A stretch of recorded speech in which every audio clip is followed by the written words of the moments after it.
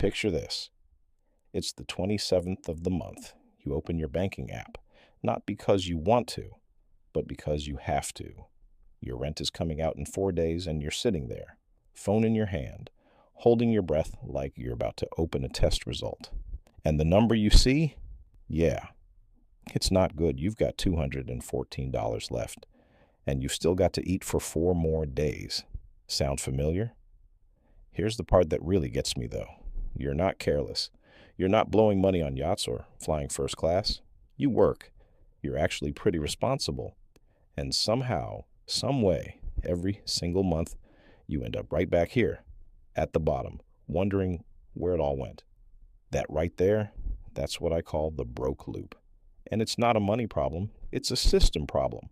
And today, I'm going to show you how to break out of it, not with some magic trick, not with some hustle harder motivational speech, but with a set of daily habits that, when stacked together, make it genuinely, mathematically, almost impossibly hard to stay broke. My name is James, and I spend way too much time thinking about the mechanics of why people stay broke, even when they're trying so hard not to. If you're someone who makes decent money but somehow never has any of it, or if you're working full-time and still feel financially stuck, make sure you hit that subscribe button and give this video a thumbs up if it helps you out today. Let's get into it. Here's what most people don't realize about being broke. It's not about how much money you make. According to a 2023 survey by Bankrate, nearly 57% of Americans cannot cover a $1,000 emergency from their savings. That's not 57% of people in poverty.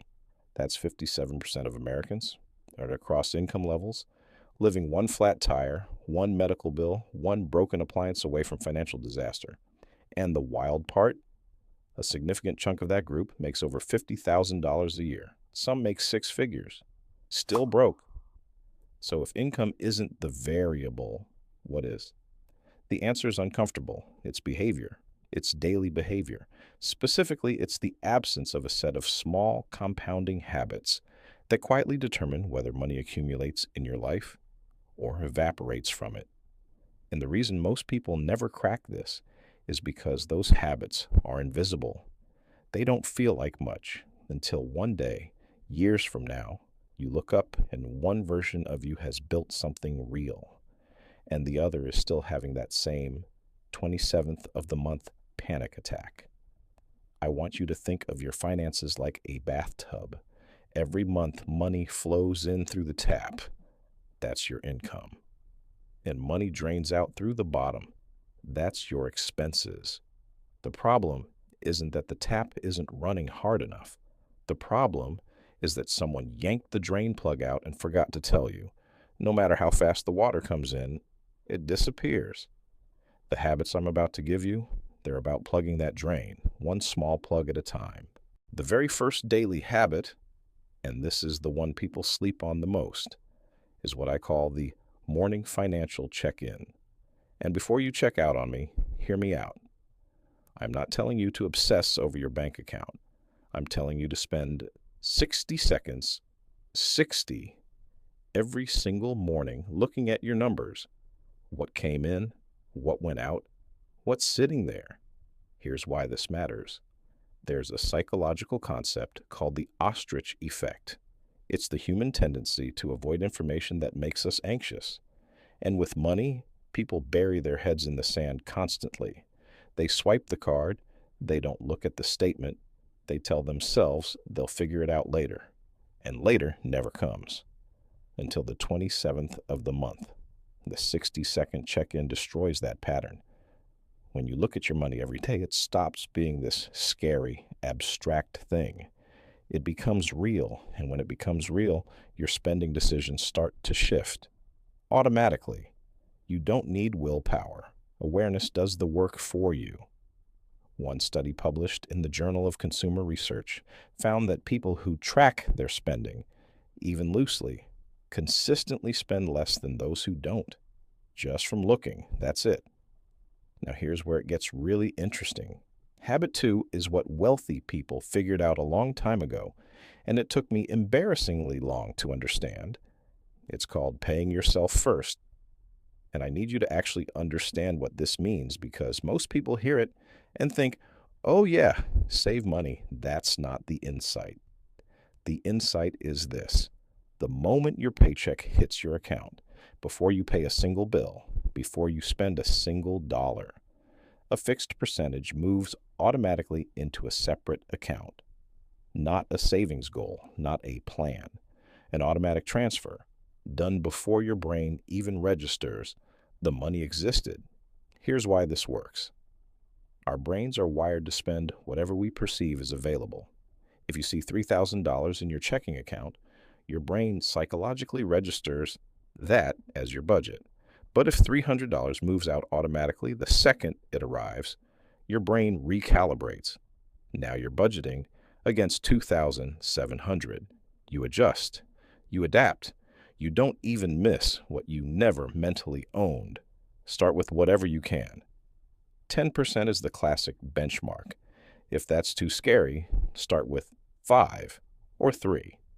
The amount matters less than the automation because automation removes the decision. And that is everything. Human beings are terrible at making good financial decisions repeatedly.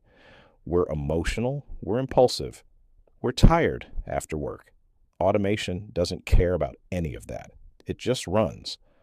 Okay, habit 3. And this is the one that'll probably frustrate you a little at first because it sounds too simple. You need to assign every dollar a job before the month starts. Not a spreadsheet necessarily, not some complicated color-coded system. Just a number, your income minus your fixed costs, rent, utilities, subscriptions, insurance. What's left? Split that between spending, saving, and investing. Every dollar has somewhere to be. Nothing floats. Look, most people budget like this. They make money, they pay bills, and then they spend whatever's left until it's gone. That's called the leftover method. And it's why the 27th of the month is so painful, because leftover spending has no boundaries. It just bleeds. What I'm describing is a zero-based budget. And no, it doesn't mean you have no money. It means every dollar you earn gets assigned a destination, even if that destination is fun money. The goal is $0 unaccounted for, not $0 in your account. $0 with no purpose. When you do this before the month starts, you make financial decisions when you're calm, rational, not hungry, not tired, not emotional. You make them in advance. Then you just execute. It sounds boring. It is boring. That's actually the point. Wealth is built in the boring. Anyone who tells you otherwise is selling something. Look, let me stop for a second because I know what some of you are thinking. James, I've tried budgeting. I always fall off. And I get that. I genuinely do. But here's the reframe. Falling off the budget isn't failure. It's feedback. It's telling you that a line item was wrong. Your grocery budget was too low. Your entertainment budget didn't account for real life. You adjust. You try again. The goal isn't perfection. The goal is iteration. Every month you budget, you get slightly better at it. That compounds too. Habit 4 is the one that separates people who stop being broke from people who stay broke.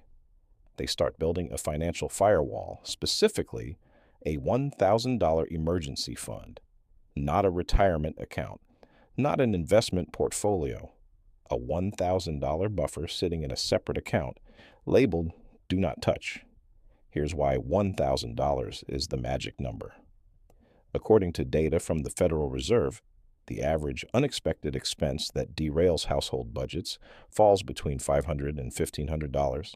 A car repair, a medical copay, a broken appliance. These are the events that force people onto credit cards. And once you're on the credit card, you're paying 24, 26, sometimes 29% interest on an emergency that already happened.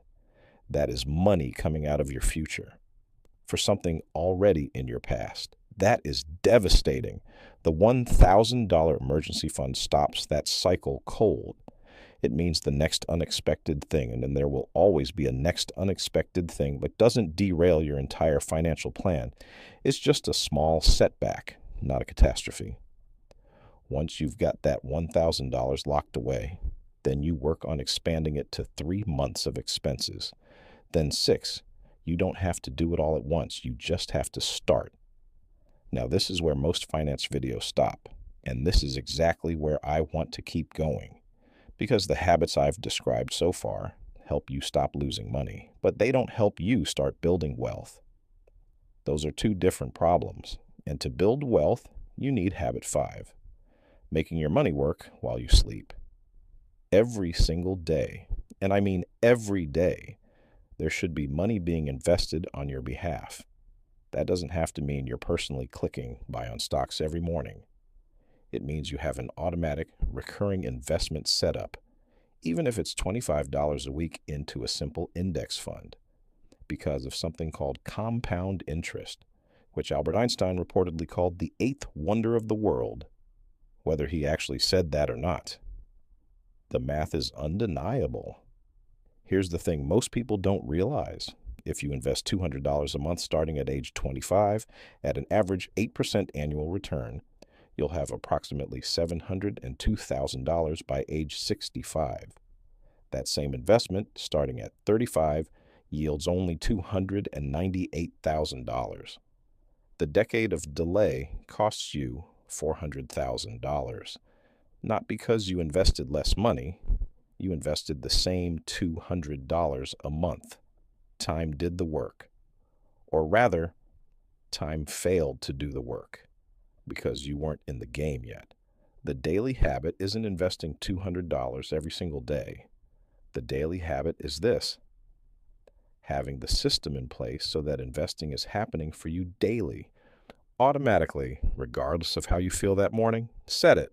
Forget it. Let time do its thing.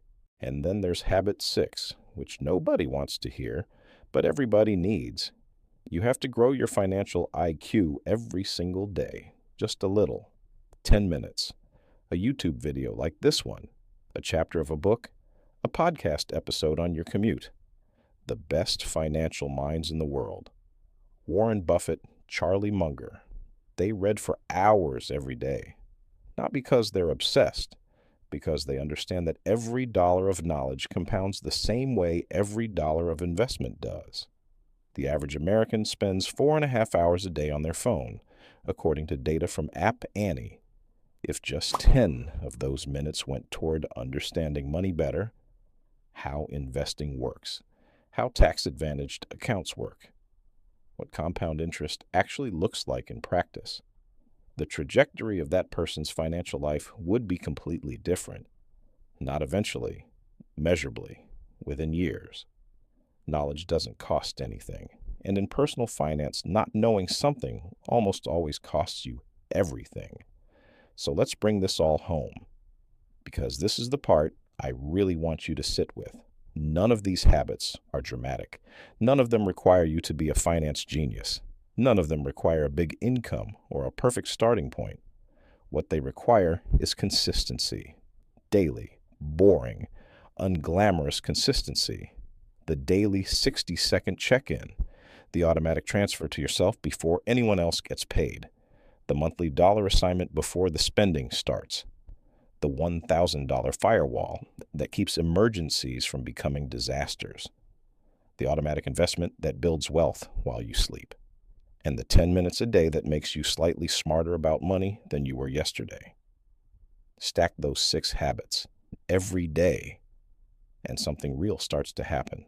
The bathtub starts filling up, slowly at first, then faster, until one day you open your banking app on the 27th of the month, and the number you see doesn't make you flinch. It makes you exhale. That version of you exists. You're building toward them right now. Stop waiting for a raise. Stop waiting for the right moment. Start with tomorrow morning, 60 seconds. That's it. If this video helped you or shifted your outlook on breaking the broke loop, do me a favor. Share it with someone who's still stuck in that 27th of the month feeling. The information is free. The only cost is passing it along. I'll see you on the next one.